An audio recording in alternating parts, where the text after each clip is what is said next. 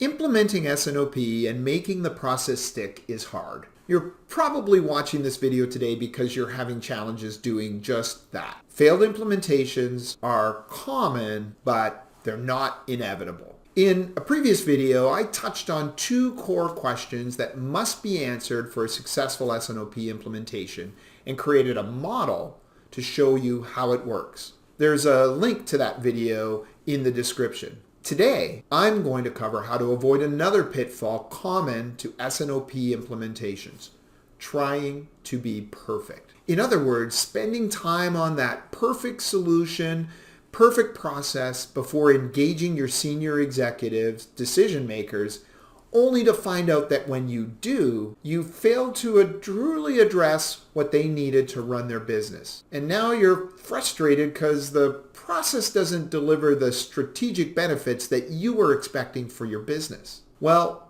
the good news is that you can address that by implementing S&OP using another change model that we employ as part of our Empower process, the Iterative Change Approach. The change model that we looked at previously uses smaller successive projects to reduce the risk of failed implementations rather than waiting for that large payoff at the end of the project. These successive projects or iterations not only allow you to improve your current state during a project, but they also allow you to examine any underlying assumptions that you may have gotten wrong at the start of the implementation and correct them as you go along. This approach is based on the work of the strategic coach, Dan Sullivan, and it's based on quickly getting a solution partially correct and then reevaluating and correcting it in subsequent iterations. Well, what does this look like? Let's start with the perfect S&OP solution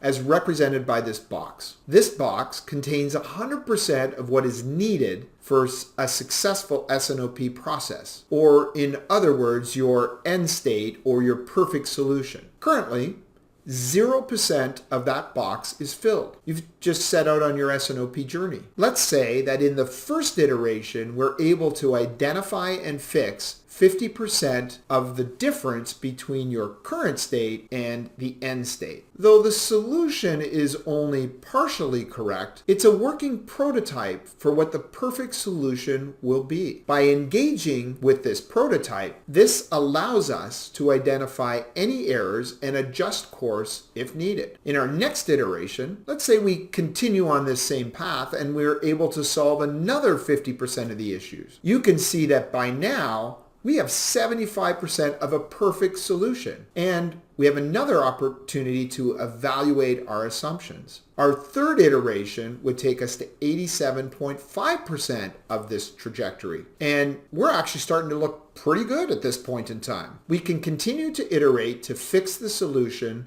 bringing us closer and closer to the perfect solution. This iterative approach has a number of advantages. First, the team participates in developing the process. As a result, by that sixth iteration, the team members understand the process that they've had a hand in building. To be clear, for S&OP, the team includes executive leadership. Involve them early, right from the start. Number two, the solution developed involves all of the team members and their issues. Instead of one person taking ownership of the process and rolling it out to the rest of the organization, all of the players are involved in the iterative change process. This improves ownership and accountability. Number three, the process is faster and the solution developed is better. The process also yields an improved current state along the way, rather than waiting for a big payoff based on the assumptions that you made earlier in the project, assumptions that may have been wrong.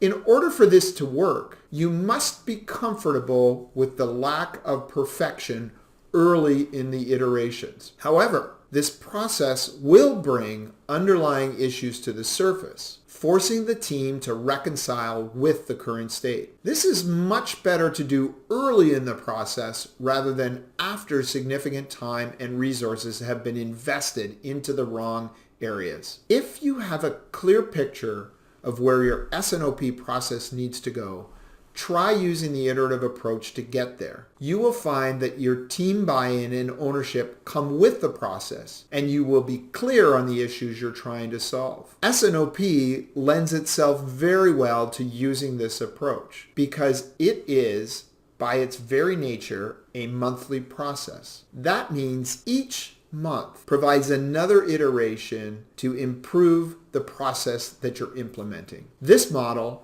is part of our standard S&OP implementation methodology, the Empower program. The Empower program is the culmination of decades of experience making S&OP change stick, and it includes the tools, education, and support you need to make your end state a reality. Check it out on our website or get in touch to see how it works. Thanks for watching. Thanks for watching today's video. Subscribe to our channel for more on implementing S&OP. You can learn more about how DBM can take your process to the next level by visiting our website, www.dbmsys.com. Thank you and take care.